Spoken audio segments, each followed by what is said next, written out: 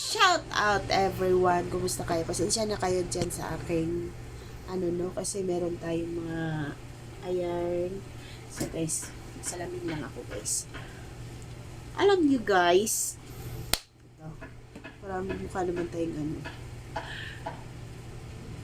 years ago, or natuto ako guys na mag-step back. Kasi naging ugali ko rin na makipag-argue dati. Alam mo yung, alam kong nasa tama ako, makipagtalo talaga ako or pero ito kaling last na nangyari sa akin. Nag-step back talaga kasi ako dahil yun nga is mahirap po kasi makipagtalo sa taong alam mong mababa ang tingin sa'yo. Alam mong ang taong hindi tanggap sa sarili nila na mali sila. Kasi nga, mababa ang tingin sa'yo. Or iwan ko, kahit siguro sa mas mataas sa kanila, or ugali na talaga nila yan na makipag-argue kahit mali sila. Guys, walang masama nga mag-step back ka na alam mong mali ka. No? Pero minsan kasi, kailangan natin, kahit tama tayo, kailangan natin mag-step back.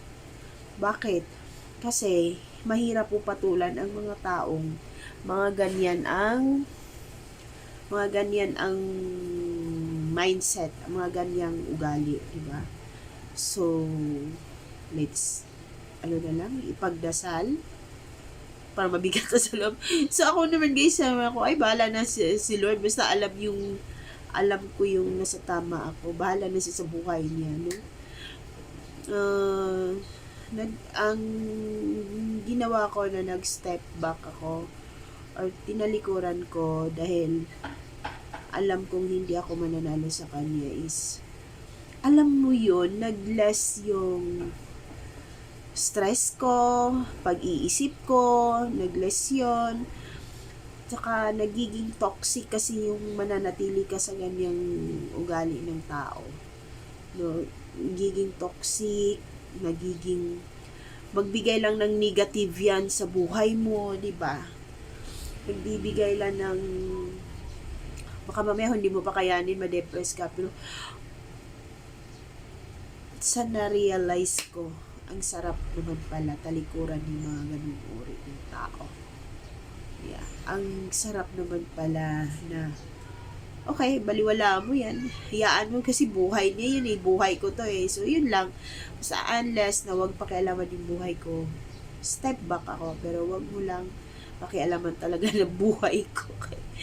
Ay, nako. Mahirap na. Tsaka maraming mga taong, alam mo yun, kahit alam mong nasa tama ka, mangyayari dyan, gawin kang sinungaling, di ba? So, I go for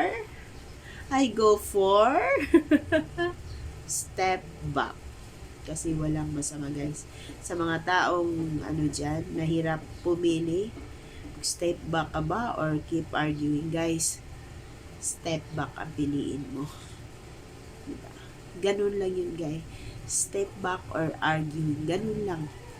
So, let's go sa mga nag-step back dyan kasi mahirap magtalo. So, magiging yung buhay natin. Tahimik. Para walang tsaka mahirap pa kayo samahan yung mga taong parang didiktahan ka. Diba? Tapos mababa ang tingin sa'yo. So, ay nakahayaan natin sa kasi dito sa ibabaw ng mundo.